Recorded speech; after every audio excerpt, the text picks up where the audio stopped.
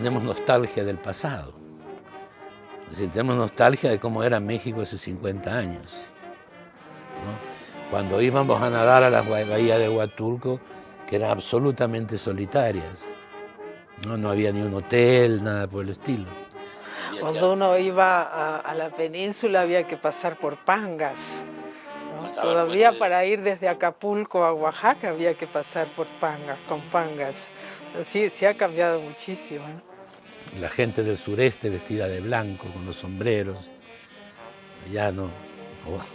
Yo tengo nostalgia de Oaxaca antiguo. O sea, para llegar de la ciudad acá a San Felipe, había milpas. O sea, esto era las afueras. En los años 70 todo esto era de tierra. No había caminos. Pero también esa era una época pionera, donde todos los del Instituto Nacional Indigenista, culturas populares, la incipiente universidad, el Centro de Sociología.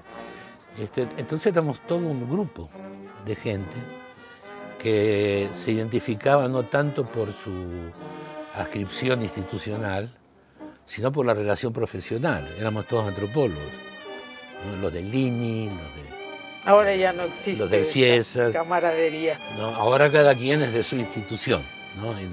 Muy celoso la resguarda. Y no de la profesión.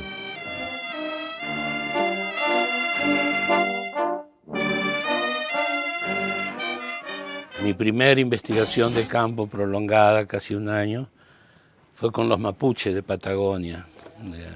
Tenía 21 años, era un estudiante no muy avanzado de antropología, pero me había fascinado el mundo mapuche, pero era un mundo signado por la miseria, arrinconados en la precordillera de los Andes.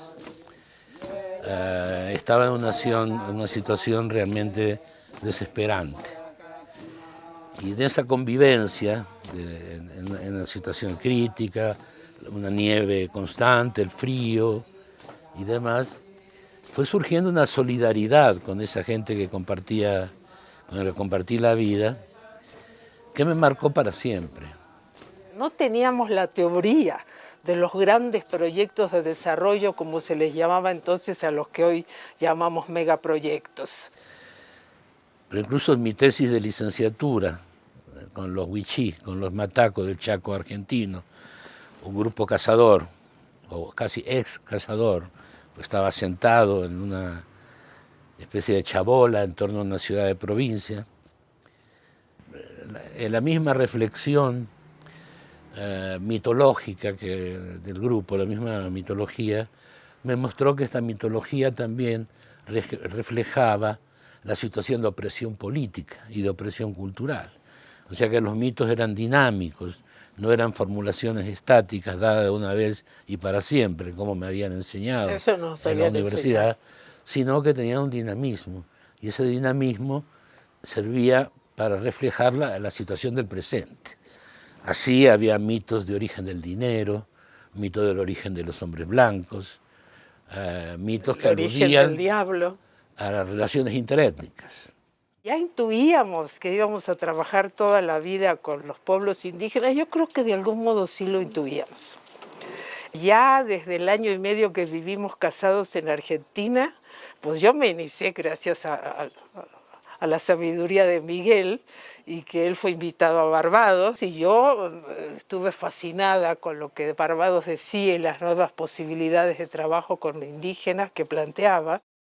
Un parteaguas en la historia de la antropología, de ahí comienza lo que llamamos la corriente teórica pluralista y la antropología comprometida, ¿no? Es un viraje por completo de lo que se hacía antes en antropología, en el sentido del compromiso del antropólogo con los pueblos indígenas con los que trabaja, que a nosotros nos significaba una separación muy importante de nuestra instrucción fenomenológica en la Universidad de Buenos Aires, ¿no? Siempre ocupada con la mitología, con el mundo de lo irracional, sin tomar en cuenta la situación de los pueblos indígenas que tenían una cultura y una mitología. De hecho, IBIA, International Work Group, nace su primer publicación, es la Declaración de Barbados, y también fue republicado en una revista Critical Anthropology que se editaba en Inglaterra, ¿no? De la cual formaba parte, porque en ese momento creo que era estudiante, de doctorado, Lourdes Arizpe.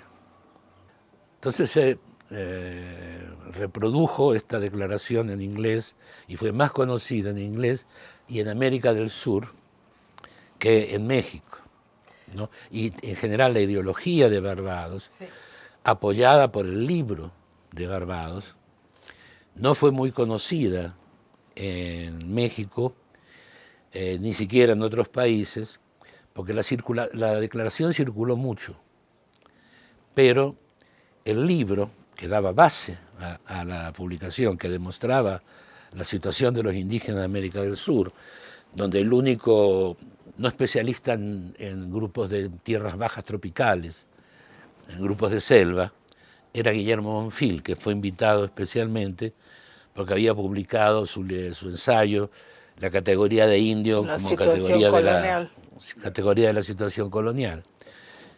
Y esto encajaba perfectamente dentro del marco ideológico que íbamos construyendo, no estaba construido, ¿no?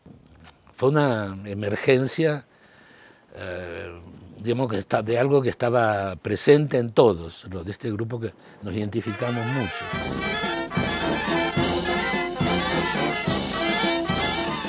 Esta es nuestra ex cantina, ahora comedor familiar. Ha habido con muchos antropólogos famosos de muchas partes del mundo. Roberto Cardoso Oliveira, Robert Jolán, Alcida Rita Ramos, Puyadas Catalán, Joan Polladas, Claudio Lomitz. Entonces Barbados viene a ser un parteaguas. Un año después de esa reunión de Barbados, yo era estudiante todavía, no participé, pero Miguel sí, vinimos a México, yo flamantemente recibida de licenciada en Ciencias Antropológicas. Nosotros conocíamos a Guillermo Bonfil en ese momento de México y a Scott Robinson, que habían participado en Barbados y a quienes había yo al menos conocido en el Congreso de Americanistas de Lima de 1970, que fue nuestro viaje de bodas, y que ahí George Grunberg juntó a lo que sería un año después el grupo de Barbados. Y yo creo que ahí nosotros, al decidir salir de Argentina, donde los indígenas no eran muy prioritarios en esa época, ahora es diferente, y venir a México, decidimos volcarnos de lleno el resto de la vida a la cuestión étnica, ¿no? Distintas problemáticas, pero siempre la cuestión étnica. Al llegar a México tuve la oportunidad de dar clases en la ENA sobre movimientos socioreligiosos, después de obtener mucho material bibliográfico, etnohistórico, pero también presencial con los chinantecos de Oaxaca y un movimiento del ingeniero Grandiós, su representante sagrado en contra de la presa Cerro de Oro, del recomodo de la presa Cerro de Oro. Ahí nos fuimos casi durante un año. Primero vivimos un corto tiempo en la comisión del Papaloapan en Veracruz y ya luego en el pueblo indígena Ojitlán, visitando todos los ejidos que serían afectados. Y bueno, nos fuimos enterando de muchas cosas dramáticas y de lo cual serían los planes, ¿no?, muy planificados de esos reacomodos de los indígenas, ¿no?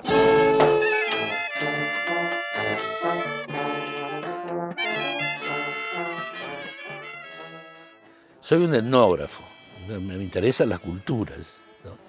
Y he ido siempre a estudiar las culturas, pero nunca pude ser ajeno a la situación por la que atravesaban esas culturas. Lo mismo ocurrió cuando llegamos a México. Nos sumergimos en la cultura chinanteca, convivimos con ellos en una casa de familia. Y subimos, y esto lo quiero decir porque fue muy especial, hubo este movimiento mesiánico de los chinantecos y Miguel y yo peregrinamos junto con cientos de chinantecos durante una peregrinación al Cerro Santa Rita, donde ellos sentían que iban a quedarse a vivir cuando la presa se reventara e inundara toda la región, el elemento apocalíptico, ¿no? Lo único que pudimos hacer en ese momento fue publicar Desarrollo hidráulico y etnocidio en Dinamarca, en el International Workgroup for Indigenous Affairs, IVIA, porque era una de las pocas instituciones en Dinamarca que tenían el dinero y las posibilidades de difundir los trabajos y que compartían la ideología nuestra, que era la ideología de Barbados. No había una categoría étnica que pudiera ser aceptada por la antropología del momento, excepto algunas personalidades específicas como Guillermo Bonfil, ¿no?, que era miembro también de Barbados. Pero la soledad y la negativa de los antropólogos mexicanos a aceptar la cuestión étnica era marcadísima en aquel momento. Nadie nos hizo caso. No pudimos ser ajenos a la situación que atravesaban los chinantecos, que era realmente dramática. Entonces allí publicamos este ensayo. Este ensayo breve, pero muy impactante en ese momento, recogía también la tremenda situación del reacomodo de los mazatecos. Respondió Aguirre Beltrán de forma muy airada, porque se hacía una crítica muy dura al indigenismo mexicano y se lo acusaba de etnocidio de los mazatecos y de los chinantecos, porque se preveía que esas relocalizaciones en 5 zonas del estado de Veracruz, obviamente que iban a lesionar la cultura, ¿no?, y el idioma y muchos, como en efecto sucedió, porque hicimos un seguimiento del proceso de relocalización 10 años después y 20 años después y pudimos comprobar que desgraciadamente habíamos tenido razón, ¿no? Pero bueno, en ese momento, al salir de la comisión, publicamos el artículo de IVIA y quedamos desempleados.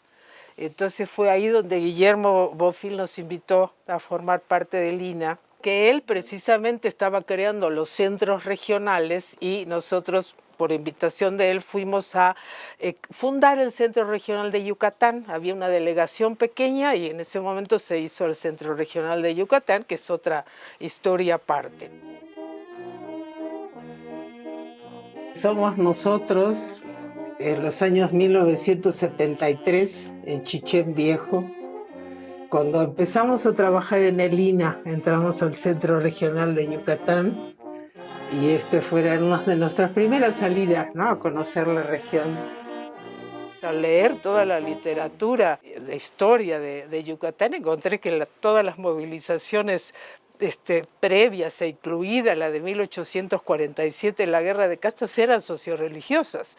Entonces ahí fue que finalmente produje mi libro como tesis doctoral, Utopías Indias, que ha sido un libro con bastante éxito, 3 ediciones y demás.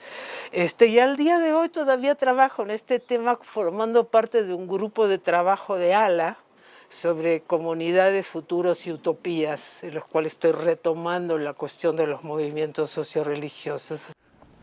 Acá estoy con el general Pot, Juan Bautista Pot, uno de los últimos generales mayas en Quintana Roo. Iniciamos el estudio de la investigación con los mayas macehuales, Macehualop, que eran los descendientes de los combatientes últimos de la guerra de castas que se habían refugiado en el centro de Quintana Roo, en el departamento de Carrillo Puerto. En ese momento era territorio Quintana Roo, estaba poco poblado, solo existía Chetumal, que era un pequeño pueblo, la capital, pero pequeño pueblo de edificaciones palafíticas, y Cancún, que estaban empezando a hacer el desarrollo turístico y que era un pequeñísimo pueblo prácticamente inexistente, ¿no? Había solo una carretera en gran parte de tierra. Pues pasamos ahí un buen tiempo trabajando con los macehuales que continuaban con el culto de la cruz parlante. Fue una buena época porque fue una época muy pionera. Sí. Es decir, allí hicimos amistad con Alfonso Villarrojas. Sí, él era el que había estudiado previamente al grupo de los macehuales. El doctor Alfonso Ruz Lulier, el arqueólogo, me apoyó mucho, teórica, fui a visitarlo. Hacía lo que no se hace ahora, y que es un aspecto de la metodología de investigación que yo siempre he señalado a mis alumnos, revisar la experiencia previa. Claro. ¿No? Y la experiencia previa significa relacionarse con los especialistas que han trabajado el tema antes, ¿no? Ahora no pasa así, cada quien cree que el espectáculo comienza cuando usted llega, ¿no? Y bueno, con el apoyo de estos investigadores nos incorporamos a un mundo que para nosotros era absolutamente desconocido y que nos fascinó, ¿no? El mundo maya es fascinante. A pesar de ser fascinante y demás, también la situación de los Massaguales era una situación crítica, ¿no? Amenazado por los frentes expansivos. Ellos en realidad nunca fueron derrotados por el ejército, aunque el ejército entró en Chan Santa Cruz en 1901, pero lo que lo derrotaron realmente fue la compañía chiclera, la Chicles Adams, Sí, ¿no? empezaron Porque la hizo el explotación desarrollo del chico zapote. del chicle, ¿no? Y esta explotación del chicle por parte de las compañías corrompió a algunos líderes mayas, al general May, entonces, en ese momento, en los años 30 y demás, y produjo una irrupción de la sociedad nacional en esa área. Este libro que escribimos, La resistencia maya, relaciones interétnicas en la península de Yucatán, fue un estudio de todo el territorio de Quintana Roo, no solamente de los Massaguales y de la guerra de castas también, ¿no? El desarrollo de Cancún y del inicio de la Riviera Maya, de la colonización dirigida en el sur, por eso relaciones interétnicas. Ahí aplicamos en forma muy pionera la teoría de Roberto de Cardoso de Oliveira sobre relaciones interétnicas y fricción interétnica, que no se conocía todavía en México. Era un mundo único en toda la península, o sea, la profundidad arqueológica de la cultura maya era apabulladora, ¿no? Era imposible estar ajena. Yucatán, Mérida, en aquella época no era lo que es hoy, era una ciudad bellísima pero pequeña. La escuela de antropología estaba iniciando, en ese momento los interesados en antropología iban a estudiar a la ENA. Miguel fue y yo los primeros maestros, diría yo, casi de una nueva generación que empezó a estudiar. No teníamos mucha gente con quien hablar, no teníamos lecturas, había una sola librería del Fondo de Cultura Económica, cuyo gerente era amigo nuestro, y con él hablábamos de sociología. Entonces sentimos la necesidad de estudiar de nuevo, de acercarnos a un ambiente universitario. Otra vez éramos licenciados nada más. Entonces esta soledad académica pesó mucho y después definitivamente el que queríamos acceder a un mundo plural. Nosotros éramos defensores y constructores de la teoría del pluralismo cultural. En un mundo único era muy difícil aplicar esta teoría y desarrollarla. Por eso elegimos Oaxaca, porque es el mundo más plural de todo México, ¿no? Y que cuando uno vive en provincia, como no hay bibliotecas, sí, tiene que comprar, ¿no?, muchos libros, ¿no? Y eso acá es solo lo internacional y lo teórico. Toda la biblioteca de Oaxaca está en el Centro INA. En el Centro INA, sí, ahí nuestros INA. Currículos la tenemos. Modestia aparte, no está completo, pero son nuestras obras. Era más importante el objetivo de nuestro trabajo que la realización académica de cada uno en el trabajo. Por eso publicamos quizás un poco irresponsablemente tantos libros tan seguidos. Bueno, trabajábamos con mucha responsabilidad. Pero digo irresponsablemente en el sentido de que quizás a veces un poco apresurado, pero sentíamos la necesidad siempre de contar lo que habíamos investigado.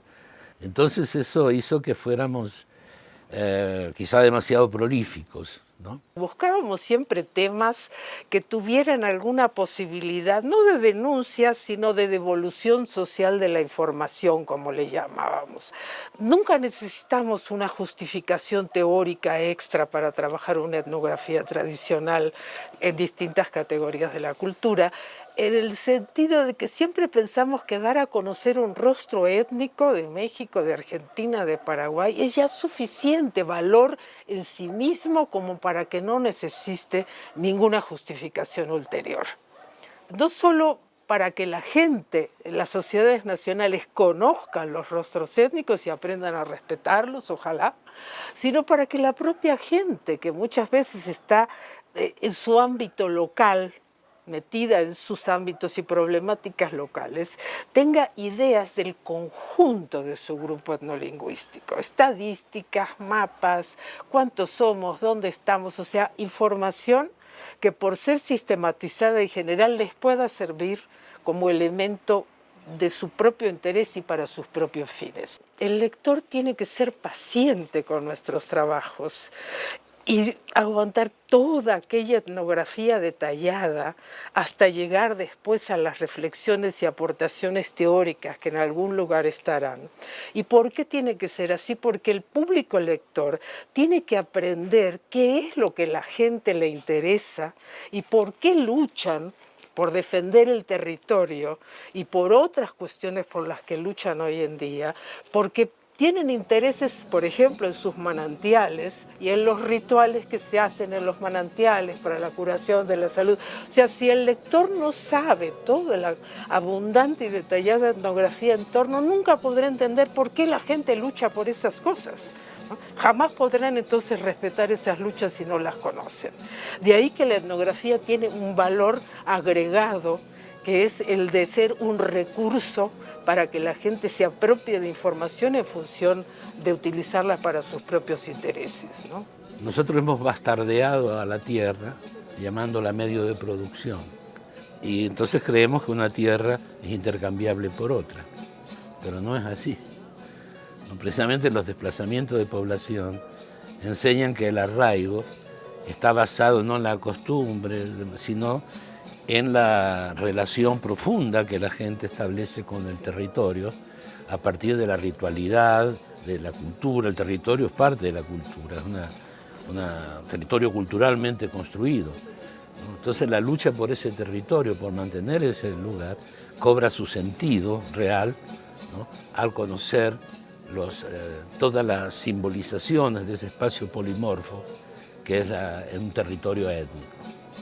Mira, en cuanto a los debates políticos de la época, todavía era el momento posterior a la insurrección zapatista, entonces era un momento en que había gran cantidad de antropólogos y científicos sociales simpatizantes de la causa étnica, que la semana anterior no lo habían sido, pero ahora a raíz del movimiento zapatista sí lo eran.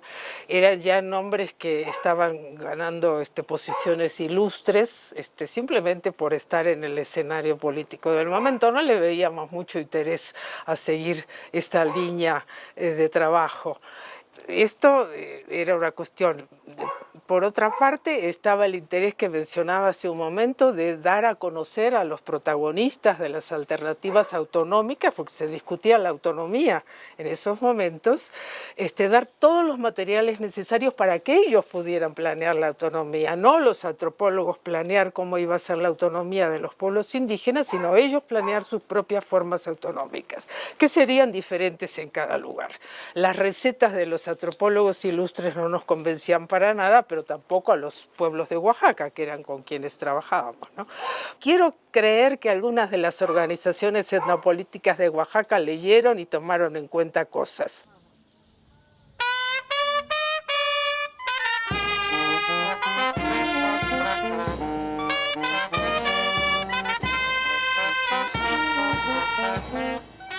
El INAH es una institución que permite o nos ha permitido desarrollar todo tipo de tareas. Hemos tenido dificultades por la falta de empatía ideológica, sobre todo en los años 70 y 80, pero hemos tenido mucha satisfacción con lo que el INAH nos permitió hacer.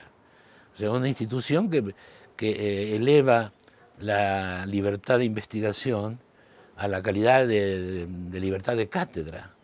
El investigador puede desarrollarlo, proponerlo y demás. Esa es nuestra tarea, investigar y publicar. Era el proyecto más importante de investigación étnica que se realizaba en América Latina. La investigación fue tremendamente relevante. Por ejemplo, en lo que a mí respecta, que soy un ignorante de esa área, respecto al norte de México. la antropología central de México no había dado demasiada relevancia, ¿no? Y otras áreas, grupos fueron estudiados a mayor profundidad. Y sobre todo que fue un proyecto basado en trabajo de campo. Y a corto plazo, es decir, la entrega de los trabajos se exigía rápidamente. Yo tengo más cosas buenas que decir del proyecto. Esta elección de la investigación, esta metodología por temáticas de investigación, fue muy productiva, muy buena, yo creo, porque nos permite posteriormente hacer muchas comparaciones del mismo tema entre los distintos pueblos de México, los del norte, los del centro y los del sur. Es un material riquísimo para el trabajo posterior a partir de la publicación. Salieron una serie de líneas muy orientadas a la antropología social y otras muy orientadas a la etnología, que algunos podrán criticar o nos han criticado, muy etnológico, pero nosotros descubrimos que los pueblos indígenas de México hoy tienen tradiciones, pensamientos, cosmologías que creíamos que ya no existían, que no había tanta relación con la raíz prehispánica, y sí la hay. Lo hemos podido comprobar en cada una de las líneas etnológicas. Entonces yo creo que se ha brindado una información para el mundo y para la propia gente de la mayor relevancia. Hasta donde yo sé, ninguna otra institución mexicana ha hecho y tal vez no sé si lo harán. Y nosotros hemos tratado de aprovechar esta oportunidad histórica que nos brindó el INAH ya durante casi medio siglo. Es increíble que diga eso, ¿no? En los años 50, coincidiendo con esta expansión que generó Guillermo Bonfil, nos dicen los basificaron. Nosotros teníamos contrato. ¿Qué quiere decir que nos basificaron? Y que es el empleo definitivo. Y todavía 50 años después no estamos seguros que querramos vivir en México. Creo que nosotros somos adictos a México, porque a pesar de que pensábamos que nos íbamos a ir, nunca dimos un solo paso para hacerlo, al contrario, y somos adictos a la gastronomía, somos de aquellos que viajan con la latita de chile al extranjero, adictos a las fiestas, adictos a la gente, y en cuanto al país, al que hay que agradecerle definitivamente la oportunidad de habernos dado el espacio para hacer toda una vida, ¿no?, en México y conjuntamente al INAH, porque es casi el mismo tiempo, ¿no? México, INAH, que yo pienso que es una institución magnífica, claro que ha tenido mejores directores, momentos mejores, momentos peores, pero haciendo un balance a muy largo plazo es una institución de gran valor que pues, está fundada en una ideología que ya hoy no es la que la modernidad exige y sin embargo se lucha fuertemente por mantener aquellos principios y valores de defensa del patrimonio del pueblo, ¿no? Yo me siento muy orgullosa de trabajar en el INAH y de haber formado parte en estos 50 años del INAH y creo que nosotros hemos podido desarrollar la carrera que desarrollamos por estar aquí. En otro lugar no hubiera sido del mismo modo.